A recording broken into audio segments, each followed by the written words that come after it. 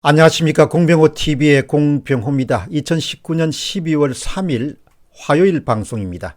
11월 29일자 영국의 파이낸셜 타임스는 한국 경제가 반세기 만에 최악의 상황으로 빠져들고 있다는 그런 내용의 기사를 내보냈습니다. 이번 위기는 2008년도 글로벌 금융위기를 경험했던 10년 전과 전혀 딴판의 양상이 전개되고 있고 회복 가능성이 높지 않을 것이라고 시사하고 있습니다.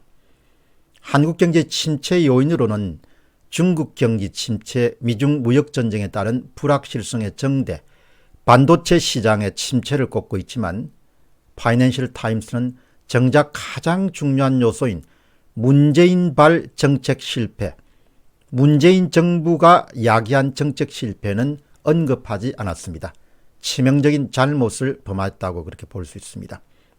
이전에 11월 3일자 영국의 파이낸셜 타임스는 한국의 수출은 아직 바닥이 아니며 몇 달 내에 더 큰 고통이 올 것이다 라고 이렇게 경고한 바가 있습니다.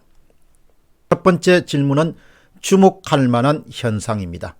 농산물 가격이나 원유 가격처럼 가격 변동이 심한 것들을 제외하고 사람들이 일상생활을 하는데 중요한 상품들을 모아서 계산한 것이 근원 물가라고 합니다. 근원, 근본적인 물가란 뜻이죠.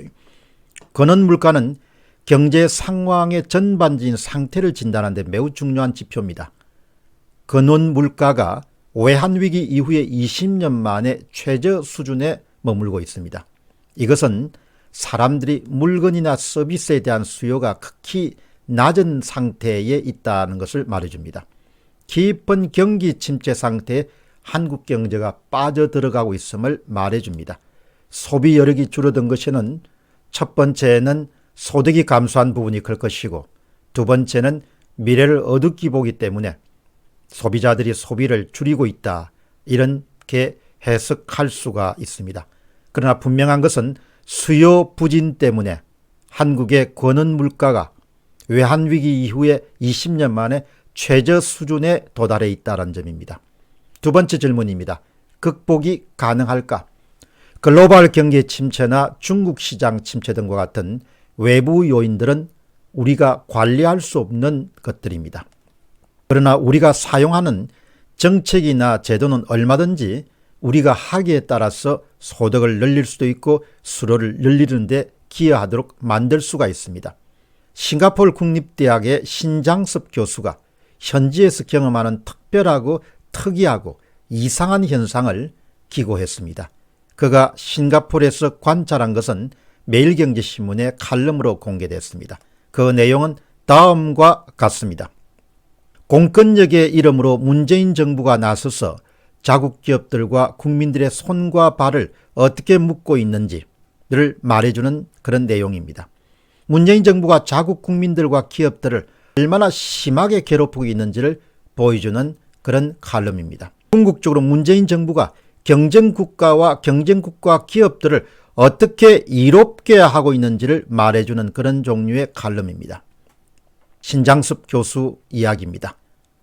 여기 싱가포르를 비롯해서 해외에 나와 있는 한국 건설업체들은 한국 정부가 원망스럽기만 합니다.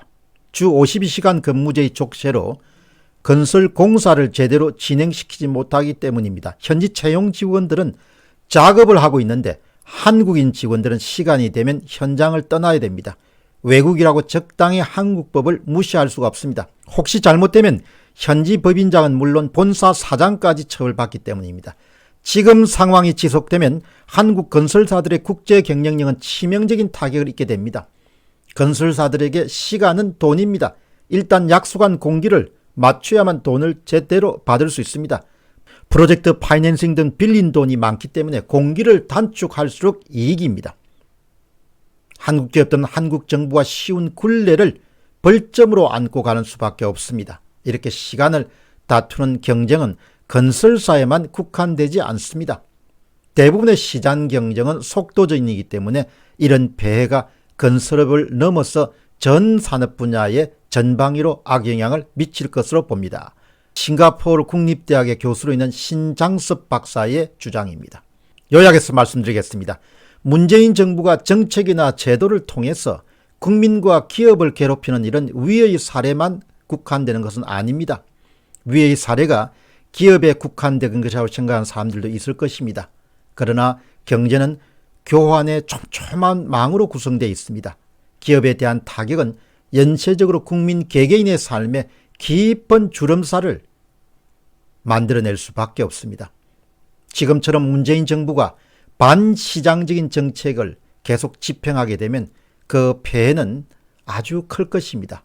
그런 폐해가 이미 충분하게 세상에 드러났음에도 불구하고 이를 고집스럽게 우기는 정치 세력들이 이 나라를 끌고 가는 한 경제 회복은 쉽지 않을 정도이고 경제 회복은 아마 엄청난 타격을 받을 것으로 봅니다. 마지막으로 우리가 해야 할 일입니다. 정치 세력을 선택하는 것이 얼마나 중요한가를 한국인들은 지금도 이미 체험하고 있지만 앞으로 시간이 가면서 더더욱 뼈저리게 사무치게 체험할 것으로 봅니다. 그것을 국민들이 잘 이해해야 됩니다. 국민들이 집권 세력의 성격과 그들이 사용할 수밖에 없는 정책을 이해하고 앞으로 더더욱 정치 세력을 선택하는데 현명함을 발휘해야 될 것입니다. 지혜롭지 않으면 고생길을 면할 수가 없다는 사실을 제가 당부드리고 싶습니다. 공병호 TV의 공병호였습니다. 감사합니다.